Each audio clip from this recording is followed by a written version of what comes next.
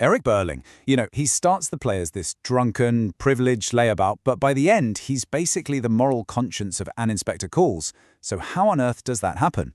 In this explainer, we're going to track his transformation quote by quote, giving you all the key evidence you need to show exactly how Priestley turns this really flawed character into his most powerful socialist messenger. So this is the big question, isn't it? Eric's journey isn't just a simple character arc. It's this huge social and moral awakening.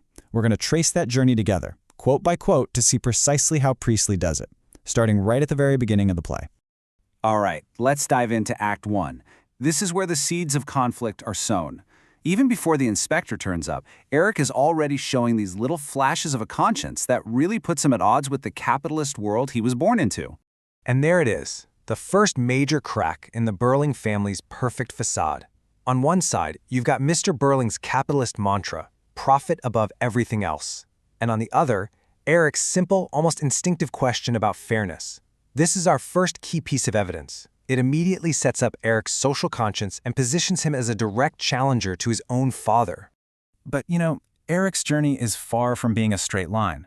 That early spark of conscience gets pretty clouded by his immaturity and his drinking, which all leads to his dark, hellish confession in Act 3.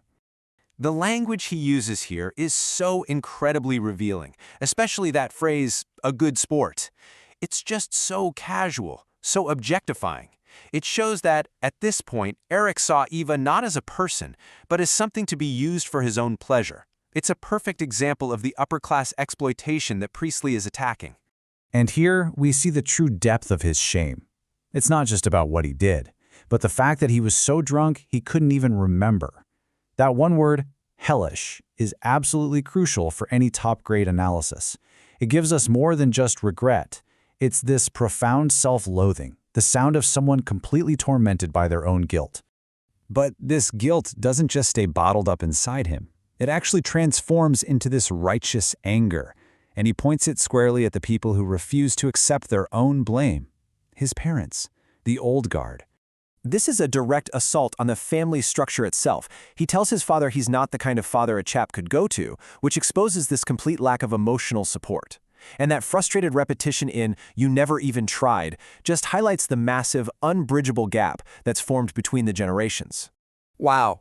This is the emotional climax of the play for him. This raw, fragmented outburst at his mother just shatters their polite, upper-class image. And that visceral repetition of "you killed," it's not just an accusation, it's a cry of pure devastation, forcing his mother to face the absolutely horrific consequences of her prejudice. Okay, so this explosive confrontation really is the turning point. Eric moves from this personal, private guilt to a much wider, public understanding of social responsibility. This is where he starts to fully embody Priestley's core socialist message.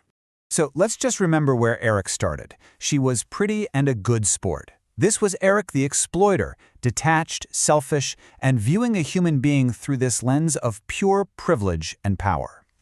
Now just look at the staggering contrast. The casual good sport becomes the brutal verb kill. The selfish I becomes the collective we. This single line shows his complete and total acceptance of shared blame. He finally gets it. It's not about one single action, but a whole chain of events that they are all responsible for. Eric's entire journey comes to embody this very concept. He starts as the poster child for selfish individualistic behavior and transforms into the play's strongest advocate for the idea that all our actions are interlinked and have really profound consequences. So how do you actually turn this into a top-grade paragraph in an exam? Well, you integrate contrasting quotes. Start with Eric's acceptance of responsibility in quote A, then immediately put it next to his accusation towards his parents in quote B. This contrast lets you argue really powerfully that Priestley uses Eric to champion the younger generation as the only hope for a fairer, more responsible society. So what's the ultimate takeaway from all of this? Well, Eric's transformation isn't just about one character's redemption. It's Priestley delivering a powerful, urgent message directly to his post-war audience.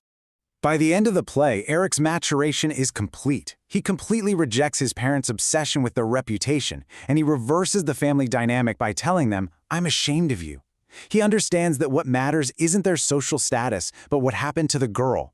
He basically embodies the hope for a future built on empathy, not on profit.